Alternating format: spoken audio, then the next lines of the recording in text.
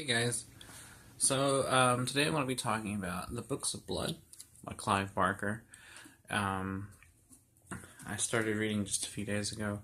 It was basically a collection of short stories he wrote that started his career as a writer. And they're also some of the most horror-based things he's written.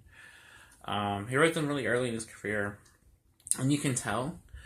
While the writing is very poetic and elegant, like everything else he does, there's still kind of a naivete to it. There's still kind of a sense of he's just learning and taking his first steps forward as a writer. You can tell he's kind of experimenting and seeing what works and what doesn't.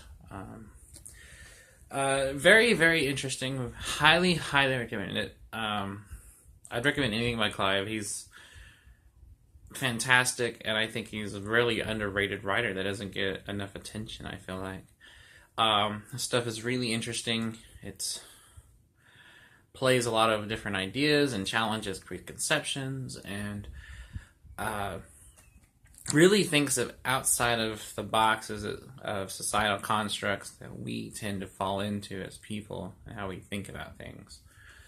But the books of Blood in particular, this particular book has the first 3 volumes of it are a series of horror stories, and very unconventional horror stories at that.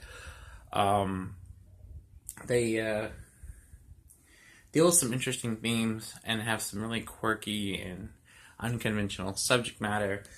For instance, there's a story about a director putting on a play, putting on a production of Shakespeare's Twelfth Night, and without getting into any spoilers, the living dead get involved with it. And there's another story about 2 towns in a European country in the foothills that have a ritual where both towns take all their townspeople and collectively form 2 giant people. And one of the giants goes berserk and kills the other, and he goes on a rampage. So there's just some really weird, interesting stuff going on. I highly recommend it for people who just like really surrealistic, out of the box kind of fiction. And I would also highly recommend it to anyone who likes horror, like definitely for horror fans. Which is a lot of what Clive wrote in his earlier career was more straightforward horror than things he would write later, which would be more kind of horror meets fantasy meets surrealistic fiction.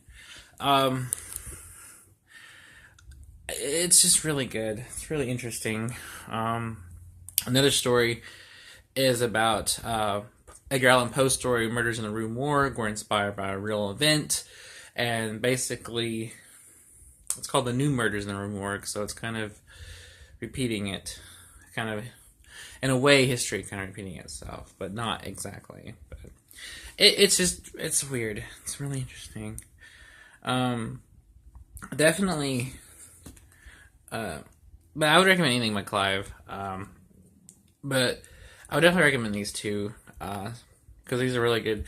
These are really nice kind of showcase for his more horror side of his writing, which was, like I said, a lot of the earlier stuff he'd written in the 80s were more horror based, as opposed to things he would kind of transition to, which were more fantastique, more based in fantasy, but with elements of horror and surrealism and things. And I would say the things he wrote after this got a lot more ambitious. And he definitely matured a lot after this. But I plan on reading some more Barker, or rereading some more Barker, so I might talk about some of his stuff in later episodes. But I just really wanted to recommend this. Definitely check